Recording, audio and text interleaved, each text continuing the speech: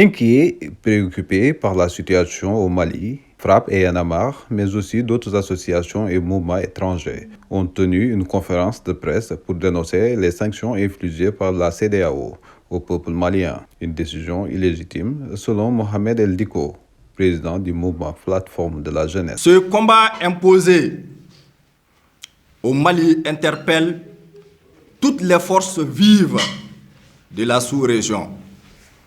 Quand l'injustice devient une loi, la révolution devient un devoir patriotique.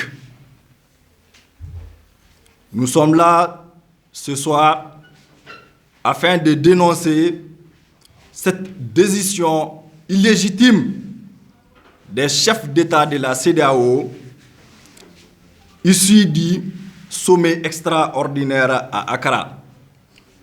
Une décision qu'on qualifie de forfaiture. Lors de ce sommet misogyne, il n'a pas été question de la transition. Il a été plutôt question de renouveler l'accord de défense qui lie la France au Mali. Et cet accord prendra fin, Inch'Allah, le 17 de ce mois-ci. Après cette décision inavouée du peuple d'Afrique en général et celui du Mali en particulier, certains gouverneurs qui sont élus présidents en Afrique, qui sont des gouverneurs de la France, je ne dirai pas le nom de quelqu'un, mais le mouvement Y'en a marre et FRAPP en savent de qui je parle. Un des membres de l'Association pour le renforcement de l'amitié entre le Mali et le Sénégal pense aussi que les priorités sont ailleurs. Les cracks des présidents de la CEDEAO, ils n'ont pas bien imaginé ni regardé viser l'intérêt de leur peuple. Ils sont seulement là pour défendre leur intérêt personnel, pour se faire seulement enrichir leurs poches sous les sœurs de pauvres et des orphelins. Donc vraiment ça suffit, il fallait que nos dirigeants pensent à leur population, pensent à l'Afrique, sinon nous allons nulle part. Chacun vient lors des élections pour sa politique de manipulation au biais de quoi, de financement et de promesses qui n'ont jamais été liées. Donc vraiment, aujourd'hui, en tout cas nous les Africains maliens, on a su toute la vérité, donc on ne revient pas derrière sur ce qu'on a. Parce que le problème aujourd'hui qui est au Mali, ce n'est pas un problème qui sera résolu sur un seul jour. Il fallait qu'ils sachent ça. Si c'est vrai, comme FRAPP a bien frappé, a dit, que le coup d'État perçoit les soutiens, nous ne sommes pas 100% d'accord sur ça, c'est vrai, mais quand même, ce coup d'État est venu à l'heure.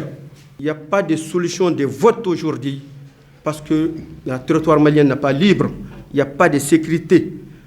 Qui va voter? Nous allons voter dans une commune de Bamako ou bien quoi?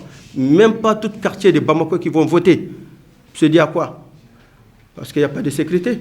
En plus fort que dans le département, dans les régions des cercles de arrondissement.